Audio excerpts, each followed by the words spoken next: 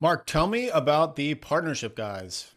Sure. So the partnership guys are two entrepreneurs who've been in business for probably 25 plus years and have gone through a variety of gyrations with their partnership and the relationship they have with each other and have ended on a very high note. Actually, I shouldn't say ended, are at a very high note right now with their relationship and really want to try and share the wisdom that they've compiled over their 25 years of experience together. So they're Mm, willing to consult and help others who are in a business partnership get some of the benefit of their trials and tribulations. mm. That's great. I've had a lot of different partners during my career.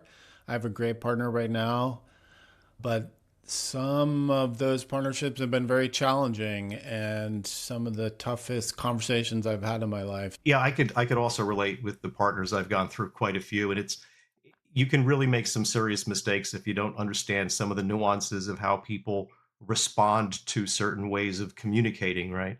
So what Hmm. they have come up with and asked us to help them with is a system of being able to interview onboard the two partners individually, discuss some of the challenges each of them is having with the business and perhaps with the other partner. And then they will come back and be able to upload some of that data that they've acquired from those two separate conversations into an AI agent that has been trained on the book that they've written, the prior conversations they've had with other partners, Hmm. and it's able to then generate a report that covers a multitude of categories and is very specific to the challenges that they are facing, the two partners who they're working with. They Hmm. cater it then to to be much more specific. They'll edit it themselves, and they'll have a templated report that helps the two partners walk away with actionable items, and it draws upon their years and years of experience fighting with each other. That sounds awesome. In EO, we're both EO members. A lot of the conversations I think I've had in forum over the years have been about partnerships and challenges there. All confidential, so I'm not going to repeat any of them here, but definitely something that is so key to having a successful business. I love having a business partner. I think it's a really great way to start a business to have a partner alongside with you. But so many challenges when you get into those rough spots, when you're having a downturn, when something is blowing up on your leadership team, and just learning how to talk to each other without and being able to hear each other, I think is so key. It's funny. I've been in EO for 9 years now, and had I been in EO earlier with some of the partners that I had, I think things may have gone a little differently. Hmm. Specifically with the way we've been taught to communicate with each other with a more of an experience share rather than an Hmm. accusatory or suggestive way of speaking. It takes a Yeah. lot of ego out of the equation. And I think, from my experience, ego is probably the biggest problem with type A partnerships. Yeah. Yeah. I also found that when I got into a stressful situation, I've said this for years now, but I think all of us, when we are under stress, some of our negative character traits and ways of dealing with things come out. Maybe we lash out when we normally wouldn't, where we get quiet when we normally would talk. We just have all these like stress management things we do, and then it really puts a strain on the partnership in those scenarios. Yeah, 100%. My triggers are inequalities when I'm finding that somebody is either doing more than the other person or there's a perception of such. And Hmm. the approach to equalizing that is really important. One of the tips that I have picked up that I could probably share is we used to like to argue about things. Maybe not argue, but debate, right? Hmm. Anytime we were talking together, one of us needed to take a contrary position because it was a fun joust. So we Hmm. came up with a strategy, which is the 1 to 10 strategy. So when we got to back and forth that took a little too long, I would say, for me, this is a 6. And he would say, for me, it's a 10. I said, okay, if Hmm. it's a 10 for you, then we're going to go with your way because 10 beats a 6. But you have to Yeah. be honest about it, and it pretty much settles the argument quickly. Hmm. I've never tried that. I might have to pull that out next time we get into a debate. Yeah, we've had situations where I was arguing a 1 and he had a 10. So I'm like, Okay. listen, man, I'm just having fun. Yeah, So yeah. yeah. Oh, that's great. So you're going to incorporate the book into this platform you're building for them. And just talk a little bit for people who don't know about how much AI systems are built. How do you go about building a tool like the partnership guys want? So to build that tool, we need a couple pieces to be in play. So we're going to need to get the agent with context about what that agent's job is. And for those who don't know what an agent is, it's really like it's a chatbot with the ability to do a lot more and access a lot more data to make its decisions and produce its product. So the context would be a description of really what its duties are as an artificial intelligence agent. We would Hmm. then have to load what's called a vector database with some more information, more data around perhaps the books. We'll put those in there maybe. The team will decide what data goes into what types of data stores. And then we begin to be able to input the audio files from the recordings. We're going to have to be able to translate those into copy, into English. So those are going to be translated. We're going to need layers that would allow us to summarize those conversations into succinct points. We're also going to need the ability to look for specific keywords in those conversations to know which categories the conversation is referring to. So when we create a categorized report, we know what Hmm. content in that conversation is relevant to those categories. And it's a continuum process that we run through and test several times.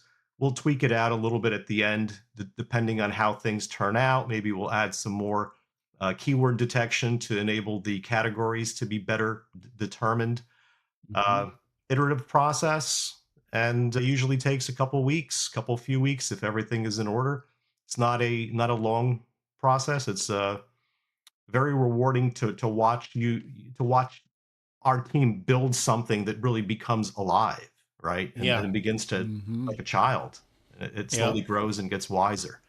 So I it's was literally just thinking it's like you're bringing the book alive for people and letting this AI system and the agent apply the book to their specific situation, right. bringing it alive. Yeah. It's almost like putting a book into a brain of a human Hmm. and allowing Hmm. it to run with it. It's Hmm. it's a lot of Yeah. fun. It's an Yeah. exciting time. Yeah. I was at an AI conference last week at Carnegie Mellon with their corporate startup lab, and there was a very successful company called Profit Mind there. One thing they have, you just mentioned like teaching the AI first what the goals are of, your this chat and this dialogue you're having with the user. They talked about that. They also mentioned how important it is to explain why to the user when you give a recommendation, when the AI gives a recommendation or suggests a course of action or something, that they found that every time they do that, they put a why in there to explain the rationale, and that really helped with engagement and adoption of the product. That's a great point. That's actually a great point in any request humans make. I've read in some Hmm. psychological studies that any human given a reason is more likely to act upon the request, even if the Yeah. reason makes no sense. Yeah. So yeah, Yeah. that would be a great piece to add to the AI. As leaders, you and I know I always try to give a why when I ask somebody to do something, and I think we're finding that when an AI asks us to do something, make a recommendation, how we should interact with our partner, a why there equally helpful.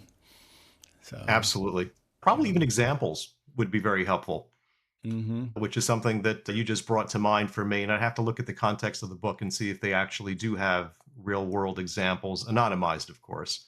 Yeah. Uh, but that would be a really helpful thing. Tactable, active. You can act right on that information.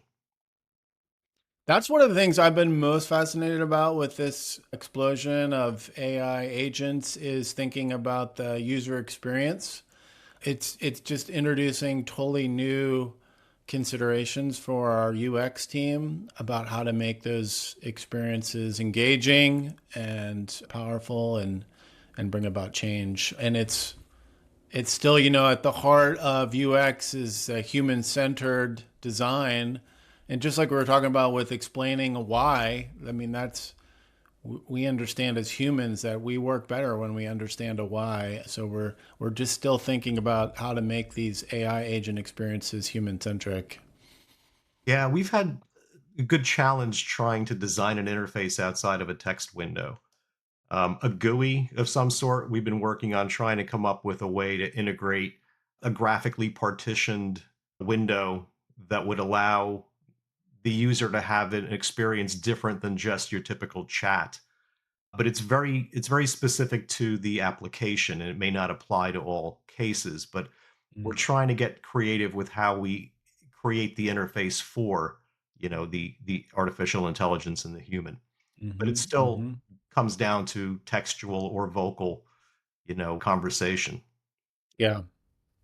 Yeah, and some of the AI conversations I've been having over the last couple weeks, entrepreneurs are interested in us helping them figure out how to combine the output from an AI agent with some more deterministic fixed UI elements in the software product we're building. So an example of that might be, maybe the agent is describing a product in a paragraph that you would put in an email, but there might be a diagram of that product it's not drawing.